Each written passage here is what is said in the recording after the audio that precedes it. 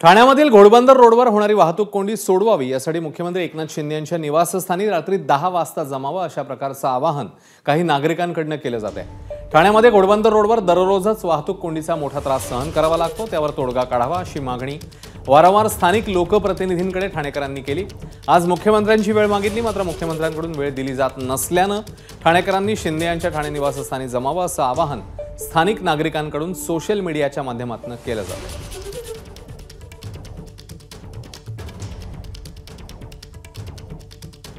आज 5 सप्टेंबर 2024 ठीक रात्री 10 वाजता मी आणि माझी team justice for Ghodbunder road आणि आपण सर्व माननीय मुख्यमंत्री श्री एकनाथराव शिंदे यांच्या निवासस्थानी ठाणे लुईसवाडी या ठिकाणी जमायचंय।